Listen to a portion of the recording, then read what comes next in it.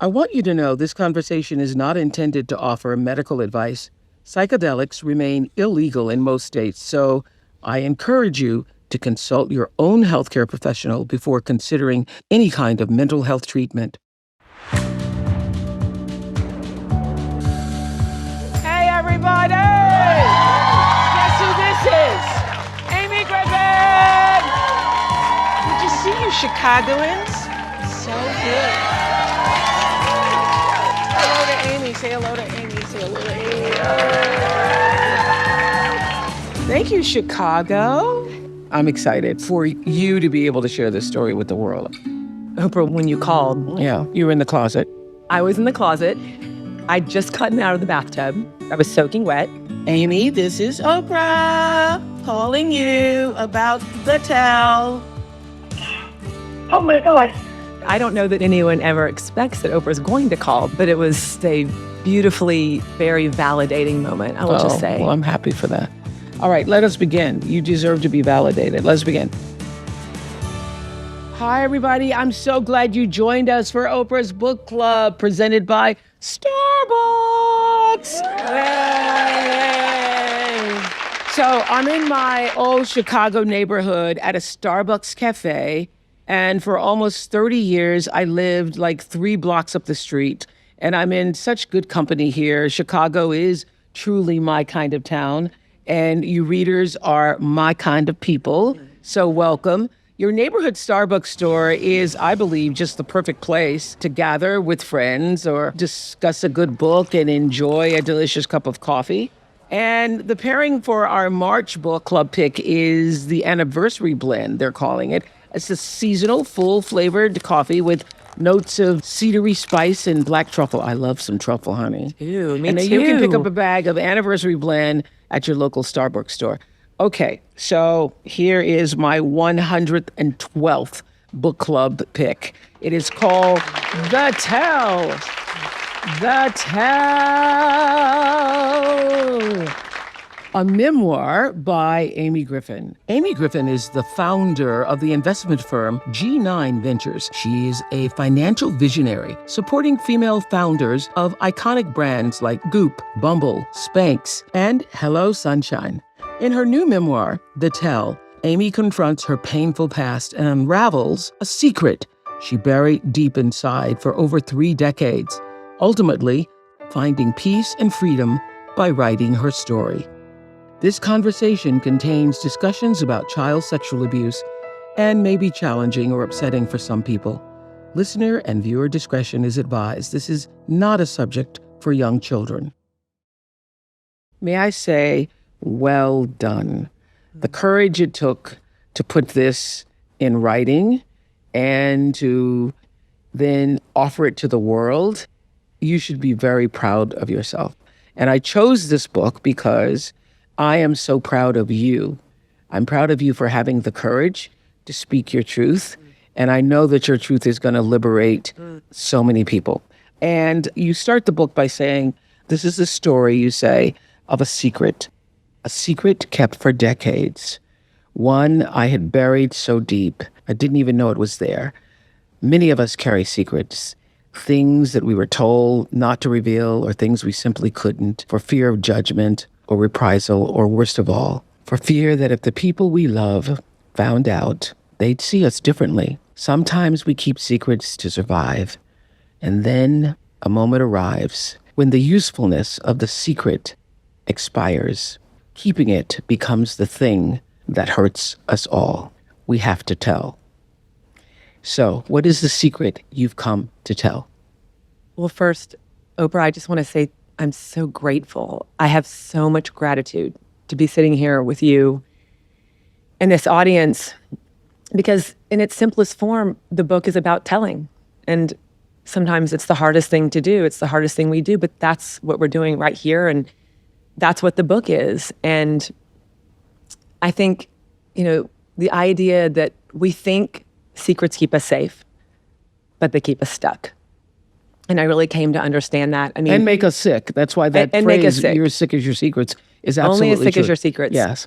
And I had so many memories of standing in line the Starbucks when I was actually in the last few years as I was writing this book, and then I was in the process of doing all of this, that I was standing in line looking at the cake pops and everything in the background and thinking, I'm about to tell someone my story. Because so many times my story was told over a cup of coffee. And so I have these intense memories of gathering my thoughts as to how I was going to tell someone my story. And the idea that the secret really, and the secrets are really all memories. They're memories that come from the beautiful parts of my book, which is in the writing of my childhood, which I so loved. I loved writing about doing cartwheels in the field and catching ladybugs in a jar and all these memories that we all have from childhood. And, you know, getting on my banana seat bike and riding off to take all of my friends to the convenience store, which was close to our house, which was the convenience store that happened to be owned by my family, which was our family business and is our family business. Amy grew up the oldest of 4 children in Amarillo, Texas, where her family ran a chain of convenience stores called Toot and Totem. She describes her childhood in the Texas Panhandle as free, but at the same time, ruled by order. This was where I got to be giving Toot and Totem. The Toot and Totem food store. Because you honk your horn and toot, and then they tote it out. That's right. Okay. That's right. Yeah. And you know, that was where in the beginning of my life, I got to be giving, I got to be loving, I got to bring my friends and say, everybody gets to get a Coke and 1 candy bar, and that's it. And then I went in, and the memories of childhood that I talk about in part of the book that are very difficult, that are childhood memories about deep childhood trauma that I've had to trust in myself to accept and to write about those too, along with the memories that were so beautiful. And then I went about this crazy criminal investigation, which you can read about, which talks about the secrets. And can you articulate for the people who, everybody here has read the book and they have questions, but there are millions, thank you for being millions, who are watching us who don't know what the secret is. So can you tell them what is the secret that you discovered? Yes. Well, the secret that I discovered was the idea that I had been, for many years, abused in a school bathroom by a teacher. I decided that, you know, if I went in and I criminally investigated this person and I did everything I could to hold this person accountable, that if I could do that, that I would show that I was right and he was wrong. Okay, so you were abused by your middle school teacher for multiple years, even into high school, but you did not have a memory of it until much later in life, and we'll talk about how that memory came about. And once you discovered that memory of it, you wanted to go after him, because who wouldn't want to do that? And you were in pursuit of that and realized what? The pursuit was something that I thought that I needed because for many reasons. One, I knew I had to hold this person accountable so that he couldn't hurt anyone else. But also, I thought the criminal investigation and this pursuit of that would make me whole. Yeah. It would take everything away from me, and it would prove, like I'd done in so many other areas of my life, to say, I got this person. Look, I have validation right here that this person has been put away because of my efforts. And, you know, at the same time that I'm pursuing this criminal investigation and the ups and downs of all of it that I'm writing about, I realized I'm also really looking inside myself. And I'm investigating what I need from this. But I was running a parallel track at the same time, trying to do both. Okay. You know, you start the book talking about how you're running. First of all, that you're a great runner, we can see. Not anymore. Not anymore. Excelling in academics and athletics, Amy earned a scholarship to play volleyball at the University of Virginia. After graduation, she moved to New York City, landing a job in marketing for magazines like Ms. and Working Mother, before moving on to Sports Illustrated. She continued to be an avid runner, an athlete. We learn in the book that you're running all the time, and that, you know, you were an athlete, and that it was one of the central driving forces in your life. You were literally physically running, but also running from one thing to the next all the time, often having multiple injuries. And at one point, the therapist said to you, what is it your body is trying to tell you? So what is it that happened that absolutely stopped you in your tracks? Well, I look at that conversation with the physical therapist and I think about the idea that she was talking about just, asking, why do you push yourself so hard? Why now? Why this? Why that? Why can't you slow down?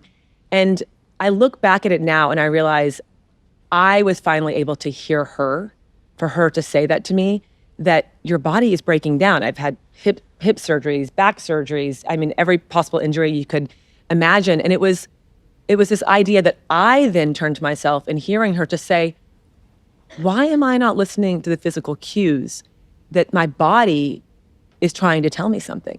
It's so interesting because people who know you, friends of yours who say you were not just a runner physically, but that they literally like, why do you have to do everything? You need to just sit down. Why can't you just relax? That you were always the person who was doing all the things all the times. And in your 40s, you describe in the Tell how it looked like, certainly to those of us from the outside, that you were living this picture-perfect life. You were married to the love of your life, John, with 4 healthy children. Amy fell in love and married her husband, John Griffin, the founder of Blue Ridge Capital, in 2003. Together, they have 4 children, 20-year-old Jack, 18-year-old Gracie, 15-year-old Gigi, and 12-year-old Julian. They live in New York City. Hello, John, amongst all these women here. 4 healthy children. You had a high-powered career funding female founders, and you should have felt on top of the world. And yet you write, it was like my body knew something that I didn't. And as the years ticked forward, my body kept telling me to slow down, but you just couldn't. And you say at another point in the book, it looked like I had the perfect life, and yet, yes. Can you describe what was happening? Well, I was never a sit by the pool girl. I was never a, let's just sit by the pool and hang out. And I've tried to be that, but I just have never been that sit by the pool girl. But I think I realized, and I started to see these little glimmers of the idea that I had, and realizations that I had built up castles around me. I'd built up these castles in my life with this moat and this drawbridge, and there were a lot of alligators in that moat. And I was building and building and building, and it was much easier to always say, look at that person over there. But I think that I started to realize you've been running really hard, really fast for a long time, and you're missing something. Okay. You're not listening to yourself. Okay. Not only not listening to yourself, this is what's so interesting to me. So you have this picture-perfect life, and all of your friends think your life is perfect, yet they know that you're the one who's always running around all the time. And one night you were confronted by your 2 daughters, which I thought was so powerful. Didn't you love that moment when the daughters say to her, they were young at the time. I think it was Gigi at the time, 11 years old, right? And tell us what happened. They say your children are your greatest teachers. Yes. And in this case, always in the case of my girls, and they're watching going, yeah, I know. But I have to say that night I went into Gigi's room, and both the girls called me in. And I went in with Gigi, and Gracie said, no, Gigi really needs to tell you something. And Gigi looked at me at 11 years old, and she said, Mom, you're there. You're not really there. Where are you? And I turned into the child, and I stormed out of the room. I slammed the door. And John said, what happened in there? And I said, well, I do everything for her. I do everything. I do all the planning. I do all the packing. Her life is perfect because of me. But she said, Mom, you're really nice. Mom, you're nice, Mom, but you're nice, not real. But you're not real. She said, Mom, you're nice, but you're not real. And you're not really there. Where are you? Which I would think, as a mother, would that not just pull you up? That would pull you up, right? I wanted to take that out of the book. Yeah. But that's not honest. Yeah. And that was the catalyst. If your children can't be a mirror to you, then who can? And that was a moment. You could never take that out of the book. That's a main key part of the book. I could never have taken it out. But as a mother, you also know how hard it was to say it. Oh, but also, when your 11-year-old child says that, and she's with Gracie, who was, 13 at the time? When your daughters call you in for come to Jesus meeting about yourself, that has got to that has got to stop you in your tracks and make you think, what is going on and what are they seeing or feeling that I'm not? Is that what happened? 100%. I mean, the parent-child role had been reversed in that moment. And I actually had to stop and listen and say, I have to go figure this out. I have to understand why she's telling me this. And it could have been the other way around, where the door could have stayed slammed and I could have said, no, you're going to just obey me and do what I say. Yeah. But I didn't. I leaned in to recognize there was something within myself. I mean, well, that's pretty powerful. I got to say, that's pretty powerful for your daughters to do that. John, when she told you that, what'd you think? I said, you need to listen to Gigi. She's speaking an important truth. And, we have talked about as parents how we try and, meet our children where they are. And this was a good example. And Amy went back in there and met her where she was. And it was very Okay, John, let me ask you this. changing. What Gigi and Gracie brought up to their mom, had you sensed that or felt that too, with the running and the running and the running and had you sensed that? Yeah, she's much faster than I am, and there was a lot of running. Yeah. And it was running from something that I observed, but I had no idea, what it was or what it could be. But there was a relentless motion, a relentless Restlessness? restlessness turns towards perfection. Yeah. Perfectionism. Yeah. And around this time, I understand that you had started taking psychedelic-assisted therapy for your own reasons, correct? And you suggested that it may be helpful to her. Yeah, and my way of doing that was just for her to meet the person I'd been working with, and it was like the clouds lifted and the sun came up. It was an immediate connection between Amy and the woman, and that started on So her you path. were taking psychedelic assistant therapy to help you with whatever was going on with you, and you thought, well, honey, you should try this, right? And what did you think when he first suggested it? well, for me, I had a little bit of distance from it because everyone in my life knows that I really, this need for control and perfection, I don't like alcohol and I'd never seen illicit drugs. And this is something that I stay away from. I like to stay in control at all times. And so the idea that, psychedelic assisted therapy, I had read so much about it for veterans and how veterans had used this. I actually also didn't realize that PTSD could refer to anyone other than someone who'd been in combat. Yeah. I think that was maybe me disassociating and away from that because I couldn't understand that. Well, that's how most of us learned what PTSD was. So I remember when I opened my school in South Africa and, the girls were going through all this, what I thought was like, what is happening? Dr. Bruce Perry said to me, I think your girls are suffering from PTSD. And I said the same thing. Well, they haven't been to war. And he goes, poverty is war. Trauma is war. And so that's the first time I realized it, around 2006, 2007. Yeah. Well, I think that's one of the things I've really come to realize too, even in the writing of this, that trauma is not just what happened to me, but there are parts of us, in all of us, that are broken, that we go in, if we can go in and just tell them and acknowledge them. Well, the reason why I think the tell is going to have such a profound effect on so many people is because when people live a life like you live, a very elevated, highly exposed to everything possible in the world life, growing up the way you did in Amarillo, riding around with your banana seat bicycle and going to the Toot and Totem and having everything look and seem to be perfect, except you didn't win homecoming queen. I did not. It's hard to believe that traumatic things happen to you because people think when you have money that you can't have sadness or trauma or difficulties or challenges. So what happened during your first session with the therapist? Well, And what psychedelic did you use? And so just to go back to what we were saying about, I used MDMA and the idea that I had seen other people in my life that had benefited from it and seen how that, I took note of that. And I saw how John had talked about, if we'd gone to dinner and someone had said, John, do you have siblings? He would say, no, I'm an only child, which is true because John lost his sister to suicide many, many years ago. And then one night after John had had his experience, we went to dinner someone said, John, do you have any siblings? And he said, no, he said, no, I'm sorry, I had a sister and she committed suicide. So the party line had changed.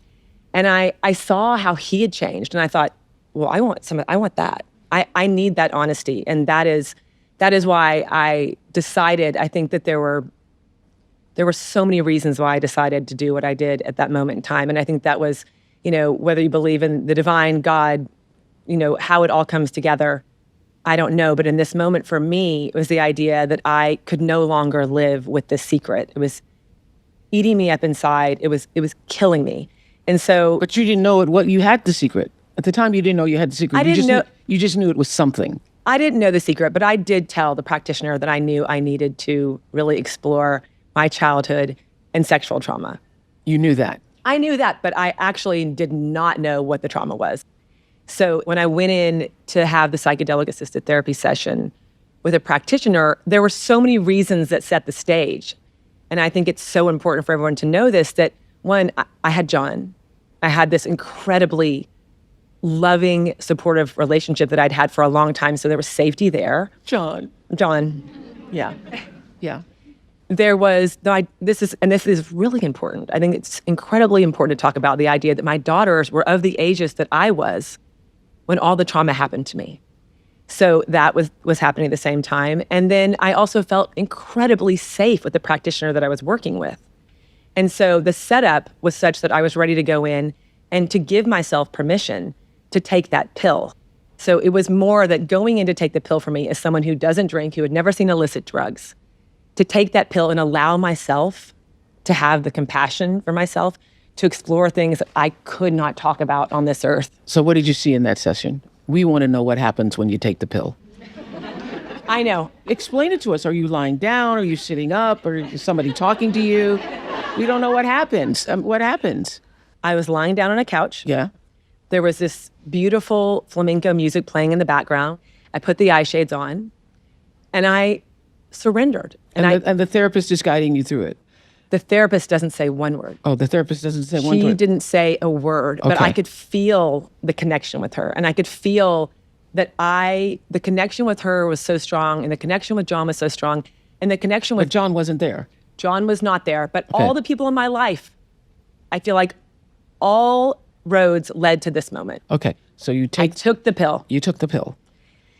And in 5 minutes, I turned to the practitioner and I said, why is he here? Why is my teacher here? And then I said, I'm going to tell you everything. And that was it. That was the moment. So did you start talking and telling what you were seeing? For 8 hours. For 8 hours? For 8 hours.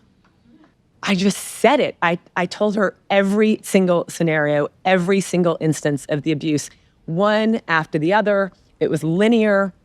It was if I'm looking at this coffee cup, I would be able to tell you in 20 years exactly what the swirl of my coffee milk looked like. It was reliving the experiences as I had them, but I was reliving the experiences in a way as such that I had so much compassion for myself. And I think it's so important to also say that I am not a doctor.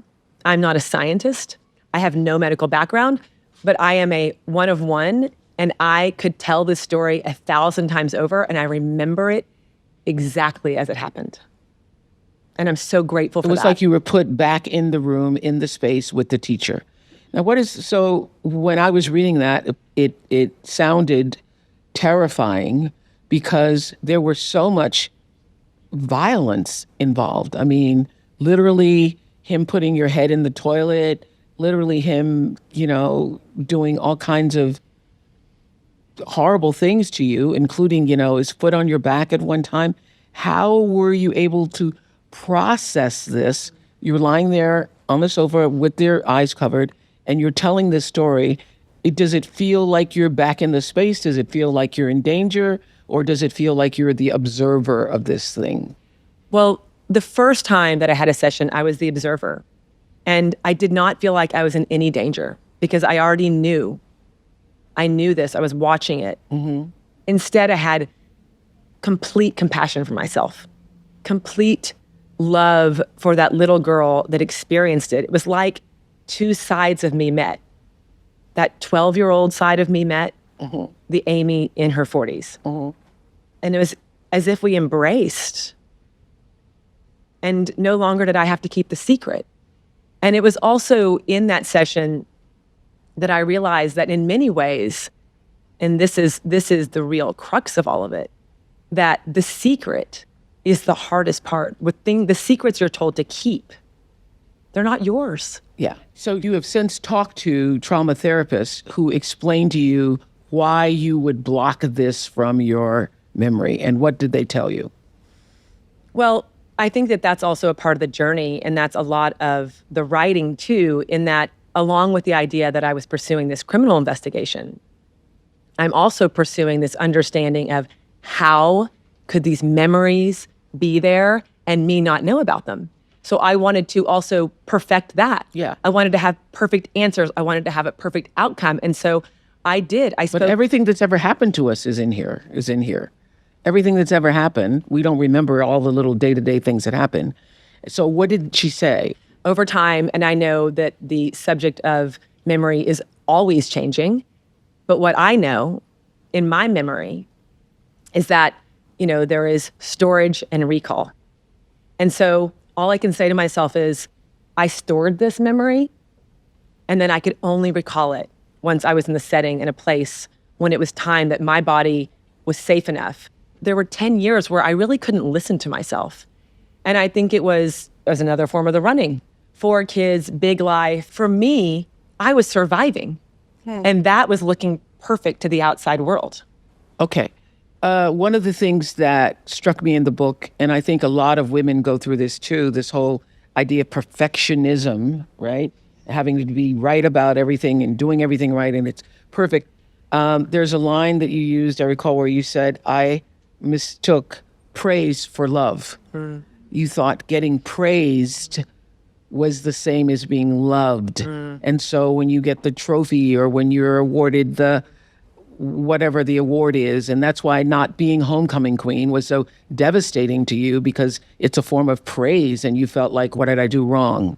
It was a form of, if you could just keep building and keep hiding and keep making everything look perfect, then you wouldn't be found out. Yeah. Well, listen, I'm no doctor either, but I've done hundreds of shows now on abuse and have my own, story of being sexually assaulted, raped at 9, and then continued on sexual abuse up until the time that I was 14.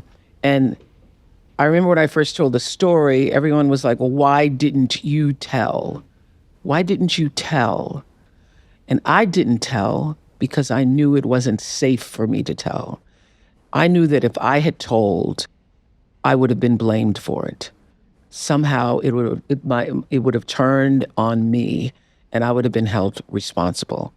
And in reading your book, The Tell, I thought you were able to suppress it because you were so, this is just my theory, I don't know what the therapist said, is that you were able to suppress it because your life was built around praise and perfection, and that nothing that was happening with that teacher fit in with your idea of who you were as a person. And so that just couldn't be in your world. And somehow you managed to suppress that. And the striking thing in the book to me is the moment when your sister, there's this party they're having, and there's one of your old babysitters is on the tape. What was that party? What was that party for? It was the night before our rehearsal dinner for our wedding. Okay. The night before the rehearsal dinner for the wedding, and your sister would put together this tape, and she's so proud of the tape, and she has one of your old babysitters, and in that tape, do you all remember this moment? The old babysitter talks about Amy always hiding her underwear. And I thought, whoa. And you had a really bad reaction to that in the tape. And you were upset with your sister and said, what you said to your sister about it. Because during that time, you're hiding your underwear because of all that was going on. So even in that moment where the babysitter says, oh yeah, Amy always used to hide her underwear, the reason why it upset you was what? First, can I also just say, I'm sorry for what happened to you. Oh, thank you. But, I think that that's the realization as I look back, and that's part of the process that I went through in coming to understand that comment from my sister, who is the most loving human on the planet.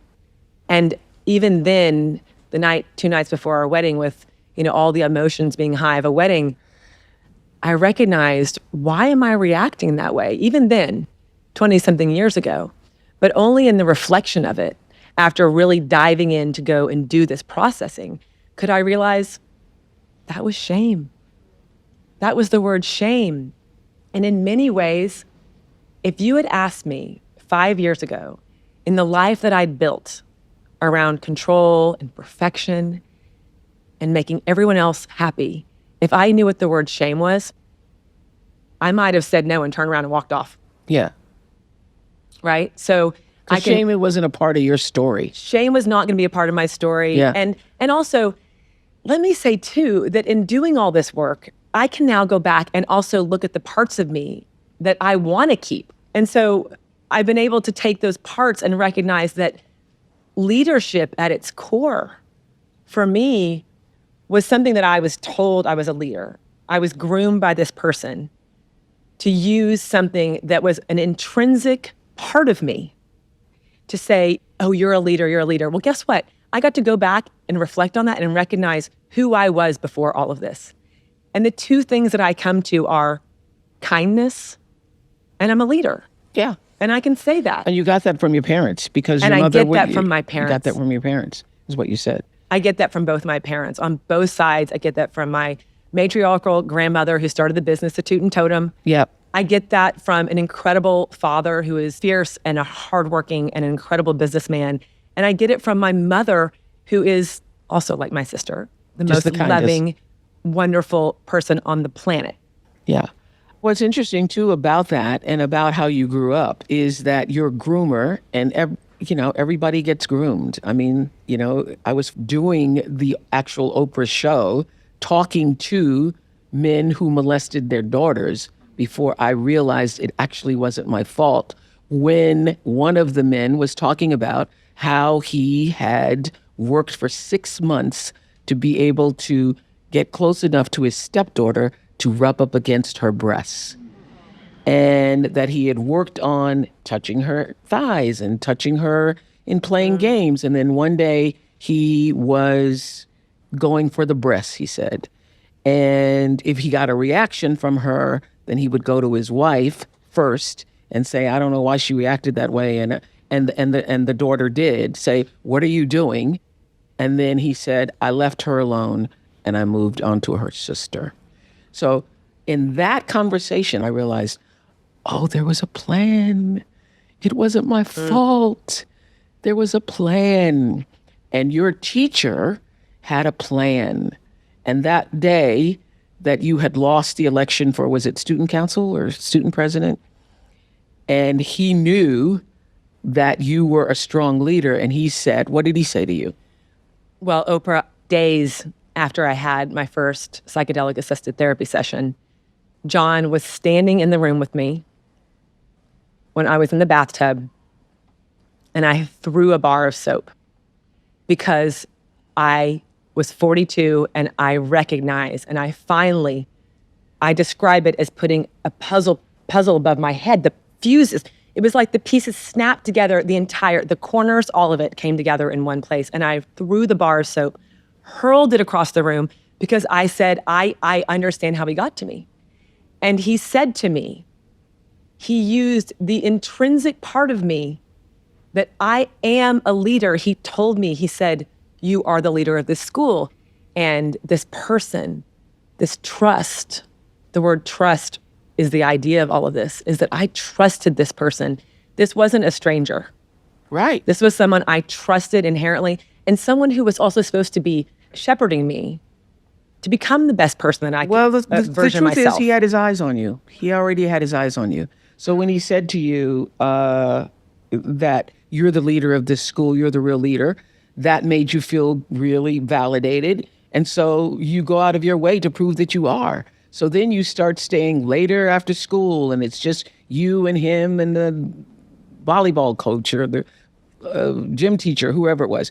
And he sees that. And so as I'm reading this now, having come from the background that I do, he had his eye on you, had targeted you.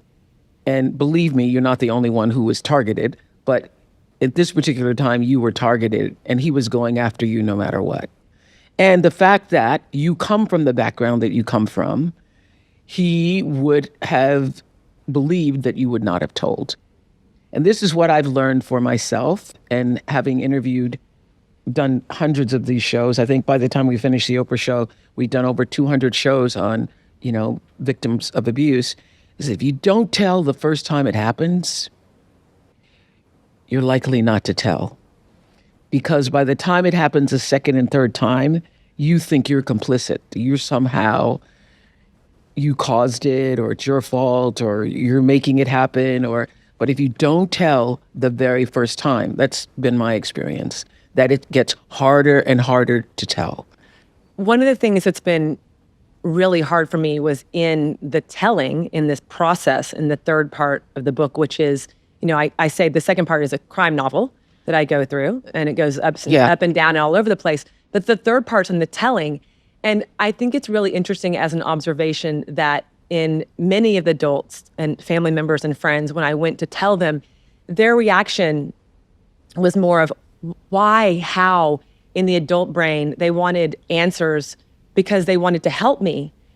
But one of the most beautiful parts of all of this realization for me goes back to my daughters, in that when I did go to tell my girls, they didn't say, why, how, why did we not know earlier? Instead, they said, we see you. They just said, we see you, we understand, we now know why you tried to be perfect. They validated me in the mind of a child. Yeah. And I can see that connection now between how the adult brain and any adult can want an answer in one way, and how children can just be present in the moment. But let's just say, I recall in the book you say, didn't he tell you that if you told anybody, they wouldn't believe you? Many times. Yeah. And you believed him. Then you believed him. And that inherently I wouldn't be loved. And to be told as a child that you will not be loved, isn't that the basis of what that's we all what everybody's striving for? Is love. Well, the audience has questions for you. Where's Sarah? Sarah, tell us what happened when you read this book. I have 4 daughters, and thank you for sharing your story. It touched me really deeply and terrified me with the statistic that you shared that 1 in 3 women experience sexual violence. Yeah. I have a very open relationship with my girls, but it definitely prompted me to sit down with them, each of them, and have a... How old are your girls? 11, 14, 18, and 19. Mm-hmm. And I sat down with each of them and had a conversation. After what reading had happened the tell? After reading the tell. This is Amy's story made me sit down with my girls. And at different levels, shared your story with them and talked to them about how this happens and that people can be groomers. And as we had the conversation, they looked at me and said, well, that would never happen. I would never let that happen. And I thought, okay, this is where I'm stuck. And this is where I ask you, what would the safety valve have been? What would you have wished that you had had that could have been your trigger to be safe, or that someone could have said to you? Because here are my girls thinking, this can't happen to them. This would never happen. I'm too smart for that. But it sounds like you were also, and you had loving parents like I see myself. So I'm curious what your reaction would be. Gosh, thank you for that question. It also gives me the opportunity to be able to say to my parents that I don't think that there is anything else that they could have done in this world to have changed what had happened. But also look where we are now, and the hope that I can help other people in sharing my story. And so I want to make sure that they know that they are off the hook, because they try to keep themselves on the hook for this. I'm sure your mother, being the loving, kind person that she is, this would devastate your mother. I mean, not that your father wouldn't be too, but I'm sure it almost took your mother out, did it not? It absolutely did. And I remember the next morning at breakfast, and I promise I'll answer your question. When the next morning at breakfast, my mother said to me, I have to say to you, you told me so much last night, but I don't remember any of it. And I said, but that's just it. That's the whole point of this, is that it's too hard to hold. I have to say, though, that your ability to talk about your family and share your family in a way that allows us to see the connection to you, but doesn't expose them in any way is that you did a really good job. That's why I say, well done. That's a hard thing to do. That's a hard thing to do because everybody gets to tell their own story or should be able to tell their own story. But I felt like we were brought into the family and understood it. My best friend always says, make sure you let everyone tell their own story, like they're part of the story. And that was one of the things I realized in going to tell my family that, and it was the hardest part too. I had to say to them, I'm going to tell you something, but also I can't hold it for you. So I can't then come and mourn and grieve it with you. You have to mourn and grieve it, and then we can grieve in the relationship together. And that's part of the separation that I think that happens with the abuse. And so when I said, I don't know how I'm going to tell my parents this is the hardest thing I can ever tell my parents. And I thought that would be the worst day of my life. But my dad turned to me and he said, after all of it, just stoic-like, and I think you all read it, but I love saying the line, we might have missed the first part of your life in this way, but we're not going to miss the second half. I love that. I love that. And what I would say about your daughters is my children are right about the same age. And I would say that the word vulnerability comes to me and comes to mind in this idea that as parents, we think we have to be this authoritative figure, but really it's breaking down those yes sirs, yes ma'ams, that obedience piece of parenting to just have those honest conversations with your children about vulnerability and giving them agency so that they know in those moments when they have a flicker in their brain that's not right, that they can come tell you. And also I would say this, that over the years, what I've learned, the word grooming is, obviously a word that's a part of our culture, but I have found in so many cases, and certainly in mine also, that it's more about seduction. And so you are seduced before you know you're seduced. Mm-hmm. That's the thing. Those of you with young children, and particularly if you think, oh, my child would tell me, it's challenging when you have been seduced and lured, particularly by somebody that you know and you trust. And that's why you need to have the conversation about, it's not, in Amy's case, there was a lot of violence involved and, crudeness and horror. But in many cases, it isn't. It isn't. It is more of a seduction, and the child is lured, and before they know it, they think it's their fault because they're lured. And so you need to have that conversation also. Thank you, Sarah. Casey, you have a question? Hi, yes. Amy. Thank you so much for sharing your story with us. I'm honored to be here and to talk to you today. One of my favorite parts of the book was the gesture of wanting John's hand on your back during these moments of reckoning. It was just so powerful to read on the page. And so I'm wondering, how did the important life decision of choosing John as your partner impact your healing journey? And what advice would you want to give your readers about being vulnerable with their partner? Oh, gosh. Thank you. Well, to simplify, my relationship with John is to say he puts his hand on my back and he just knows.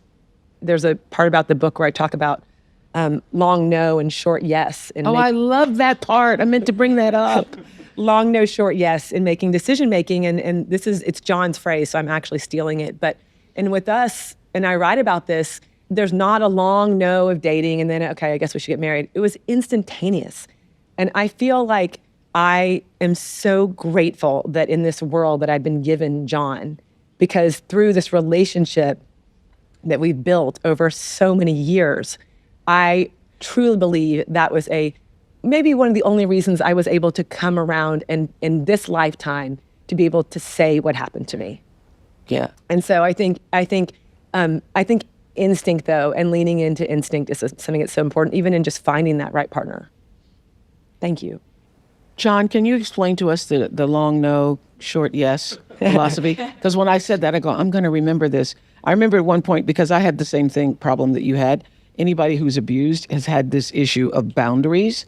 Like you don't know how to set a boundary and you spend your lifetime trying to set the boundaries because you're trying to please everybody and make everything okay? So at one point, when I was here in Chicago, I had a little sign on my desk that says, remember what yes feels like. Because there's a feeling you get instantly from a yes. So when I read that your philosophy is long no, short yes, I thought, I love that. Well, the no part is just you keep putting it off and it doesn't feel right and it just doesn't fit. And it's just a very long, journey to get to know. But the short yes is exactly what you said. I call it a full-bodied yes. Yes. Like it's not just here. Where you don't have to think about it and let me call you later. Yeah. You're not doing pro-con charts. Yeah, I do that. Let me pray on it a minute. I'll get back to you. Yeah, it just feels like, yeah. And you feel it throughout, your body. It's both an emotional and intellectual thing. And I've actually used it in various aspects of my life. But yes, this was a full body yes when I met Amy. Full body yes. Maria? Hi. Here's the story that I think is so interesting, and it's this theme of perfection. So for me, from the very beginning of the story to the very end, it's this thread of perfection and the difficulty of perfection. And I have the privilege of working with some extraordinary women leaders in Chicagoland, and I see this thread in all of them. This level of everything looks perfect sometimes from the outside, but everyone is dealing with various levels of trauma. And it doesn't have to be as profound and tragic as your trauma was, but people are dealing with experiences and trauma. And it's such a reminder of we cannot judge others. We have to remember that everyone has experiences, and the experiences is what gives them life, is what makes them have a powerful and impactful life, but to give us grace. And so thank you. Thank you. I think a lot of working moms relate to what you were saying, that you wore your busyness, you said, like a badge of honor. You all relate to that? You wore your busyness. That's what you're talking about too, right? You wore your busyness like a badge of honor. Has that changed for you? It's definitely changed. I think John could tell you better, but I'm going to say, I've asked the people in my life, I think that there's more stillness. I can't run anymore, which is all for the better. But there are things that, I've slowed down to recognize when I do something.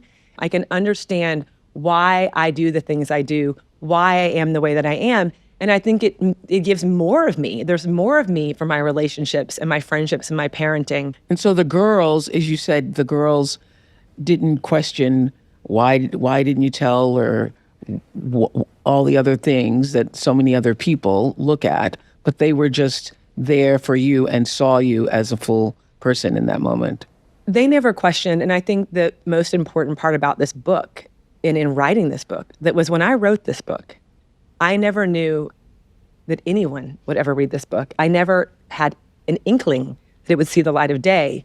I wrote this book in my closet, on the bathroom floor, for myself. And I could say that in the early part of the writing, as it all unfolds, and with trauma like this, and I'm sure you probably agree, it unfolds in layers in a way much like a book, like a chapter. And my book is not about just what happened to me. It's not the story of what actually happened to me. It's the processing of it. It's the telling of all the people in my life, which were in many ways more difficult than experiencing the trauma for myself, to have to go in and be honest with each person in my life, and to recognize that every time you go to tell someone, they may be in a very different place than where you are. So in the cultivating of relationships, I talk about, my life as this tapestry, and I have taken what was a tragedy and turned it into this tapestry of relationships for which I'm immensely grateful. But in each one of those relationships, as I was building this quilt, I had to go and pull those threads and tell people what had gone on. And that was a real blessing. Chantel, it's your birthday, and I know you have a question. First of all, let's all say, happy birthday to you. Chantel. That was beautiful. Thank you. Thank you so much for sharing your story, Amy. I truly feel empowered and it was really just reading your experience and how you continually process it, understanding that healing is a journey. I just want to know from you, how do you manage everyday triggers? Well, practically, I listened to Fortnite by Taylor Swift on repeat 1,000 times. Anything by Taylor Swift. And then I will say also, movement is still really important for me. But it's slow, it's gentle. It's maybe back to what that physical therapist said to me, why do you move so fast? And so now in this recognition, there is movement, there are lots of hot baths. I think that everything that I come up with creatively comes from being in the bathtub when the water is running and my brain is Me too. Really? Yes. So when the bathtub gets filled, I even open it up a little bit and let the water keep running. Yes. And it's like it opens up that valve of creativity for me. I had to do something recently, and Gail goes, go sit in the tub. Go sit in the tub, run some water. It's true. My mom would either say, go take a bath, or could you please go for a run? Because my mom knows me so well. And so I would say that, but I would also say that when there are those everyday triggers, that instead of going, why did I do that? I go tell someone and I share it. And it's not as scary once I go and I tell someone, and then I can see in their eyes, they can hold it for me. And that's how I've coped. Thank you. Happy birthday. Shannon? My question as I was reading through the book is, what is something that you gained that you did not expect from writing the book? Good, Shannon. What did you gain? Well, one, just from the writing, vulnerability. Just purely understanding that vulnerability is actually equates to me as powerful now. I sense so much power in vulnerability, and I appreciate that. Because it makes me so much more reachable with everyone in my life, and both in my business and the founders that I get to work with, and my children and my husband. And the other thing, from the book piece of it, I have to say that another author friend said to me, Amy, the publishing of a book is one thing, and your ego can get involved and you can care about the book coming out. But you have to remember the book is all about the people that you will meet along the way. Now, never could I have imagined there I was, along the way. Oprah. But as I sat, the woman who was my practitioner when I had my MDMA session, she would say often to me, Amy, the end is glorious. There is something glorious waiting on the other side of this process you're going through. This was the glorious ending that she would have never anticipated, that I was sitting here with you, able to tell this story and share it with so many other people, coming from the words that I put on the page just for myself, and then in realizing the deeper connection that I could have in telling one person. That's and right. Another person. And then she's now telling her daughters, and that they're telling their friends. And that is what it means to pass it on. Maggie? Hi. Thank you. So I am a survivor as well. So thank you so much for sharing your story. It was deeply impactful for me. In the first few months following my assault, I think what would have been so helpful is to understand how much self-doubt would play a piece in all of this. And really, I think what would have been helpful is kind of something that I could hold on to really work through that self-doubt. And I'm just curious what you would tell somebody who's maybe in those first few moments after, their abuse or their assault, and they're really trying to focus on this healing journey, which is lifelong, of course, but they just want something that they can do to really instill that trust in themselves again and trust their intuition more so too. So I'd love to know your thoughts on that. Well, first, I'm focused on saying I'm sorry. And thank you for being here in the front row to look me in the eye and share and tell. And I would say that I think one of the most important things is, which is in all the running, in the book, I talk about this lawyer that I had to work with in Amarillo named Duke, who kept saying, you need to slow down, you need to slow down. And it infuriated me, even though he was responding to the criminal investigation. He was saying I needed to slow down. And as mad as I was at that process, I think the idea that it is a process, and that for, you see me in this dress today, and you see my husband, and we're sitting here, we have prepared to come on the Oprah show, but there are many, many moments where it was bleak and dark, and it's okay. And in a way, I would never say I miss those moments, but I'm grateful that I had them because it makes me understand myself better. And I'm so connected with myself and those memories of those days where it wasn't going so great. So it's slow. Just take it slow. And that's what I would say, that to take it slow and to write it down. And to write it down. Hi, Amy. My name is Heather. And thank you for sharing your story and being so vulnerable. As a mom, I have 3 daughters, and they're actually the same age as that you were when you went through this, 17, 15, and 12. And I'm raising them in the South, in a suburb. And so I saw a lot of terrifying parallels in your story. The expectation of perfection, how you should behave in society, Southern belles, all of those things. So my question to you is, to shift those perspectives, it has to start with our young men as well. How has your story impacted your sons? And have you shared your story with your youngest son yet? Wow. That's a gift of a question. Because 2 nights ago, I went into our youngest bedroom and I said, Julian, I just thought about something. And I thought about the idea that the word that I went into his room thinking about was consent. And I said, I realized that you were 7 when I started writing this book. And like any parent, a few years ago, I did tell him my story. And I did it. I had consulted every parenting manual, and I sat, they say do it where you're sitting at a deli counter or where you're driving or where you're doing something with them. And in my case, I told him the story when I was doing a puzzle with him, and he kind of shook his head. Okay, got it. Do you want to ask any more questions? No. And then I left it. And 2 nights ago, when I was back in his bedroom, I went in and I said, I have to tell you something. I'm about to go on the Oprah show, and I just want to make sure that you know that, has anyone asked you about my book? Because it's coming out. People are talking about it. And he said, yeah, a few of my friends have. And I said, well, what do you tell them? He said, I tell them it's about memories and your life. And I looked at him and I said, but guess what? You can tell them whatever you want. You can tell them all of it. You can tell them everything I told you. You can tell them how you feel about it. And you can tell them that maybe this story might help them. And he said, okay, Mom. And then he said, and now I'm ready to read it, because he's old enough to read the story. How old is he now? He's 12. 12. Wow. Jessica? Yeah. Okay.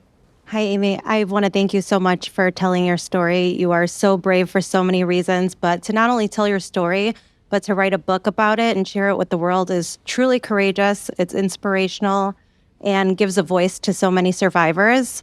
I myself am a survivor of sexual assault.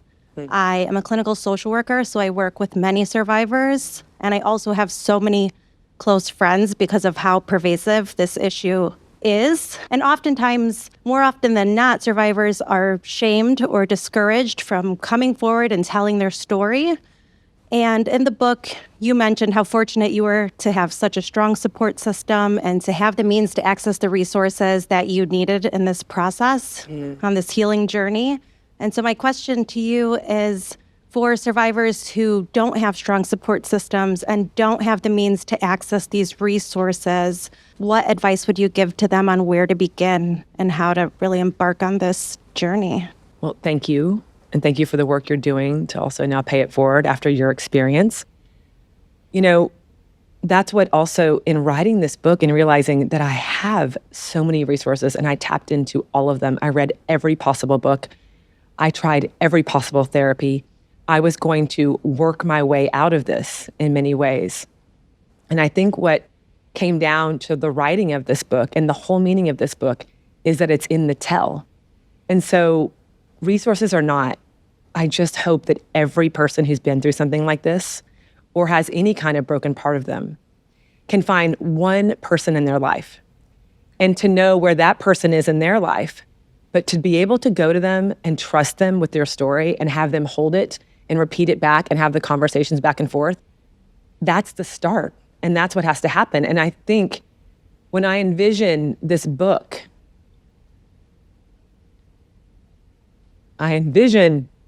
that people take the book and they pass it openly to a friend at a cafe, at a Starbucks. They don't have to hide it anymore. They pass the book and they say, just read this. And then I hope that this book will sit on nightstands and then people will read it and refer back to it. My dream is that in 10 years, someone will write me and say, hey, I just have to tell you something. This book helped me so much, it changed my life. And that they pulled one passage out of it. And then that will be reason enough for me to have written the book. I think you have reason enough already. I think the fact that she's sitting down with her daughters and having the conversation, and everybody leaving here who has read the book is going to have a conversation with somebody else. You're already doing it. And I thank you so much, as I said in the beginning, for having the courage. And I just want to second what you just said, that every time you tell the story, you find somebody who is worthy of your trust, who's worthy of your trust. And I know that if we have this many women in a room and the stats are 1 out of 3, there are a lot of us who have stories to tell about what has happened. And you find just one person, as Amy was saying, just one person. And the more you tell it, the more you release. And the whole goal is freedom for yourself, is liberation. The tell is about liberation. And I wanted to ask you, do you finally feel free? I feel so free in this moment. I felt free since the minute I said the words to John when he came down after my session. It was the most liberating moment of my life, Oprah. It was, other than the days that you go into a hospital room and you have a baby and you come out with 3 people. Yeah. Or the day that I jumped up and down at the altar from my volleyball days. I was jumping up and down to marry him. It was, while on one end, the hardest day of my life, it was also the most liberating day of my life. And so I feel so much freedom. And I want to say that, you know, the person who really cares about this freedom is the 12-year-old me. And the real conversation, the telling that has to happen, that happened along the way in the writing of this book, was the telling to my 12-year-old self, he did not dim your light. And for that 12-year-old self to then say back, you didn't let him dim your light. You don't have to show up sad at the Oprah show. Yeah. And that is pure freedom. Thank you. Thank you. Thank you for the gift of liberation, Amy Griffin. The Tell, a memoir, is available wherever books are sold. And I hope this episode inspires all of you who are watching or listening to read The Tell and share it with a loved one. Audience, thank you for your really thoughtful questions. And thanks to our extraordinary partner, Starbucks, for supporting us. I love the idea of good coffee and good books and good company all coming together at your neighborhood Starbucks cafe. And the pairing this month, as I said, is the anniversary blend. And we hope you all join our community and become a part of all of our conversations on the Oprah podcast. Subscribe to the show on YouTube and follow us on Spotify or Apple Podcasts or wherever you listen or watch us here on YouTube. Go well, everybody. Thank you, Amy. Thank you. I want you to know this conversation is not intended to offer medical advice. Psychedelics remain illegal in most states, so I encourage you to consult your own healthcare professional before considering any kind of mental health treatment.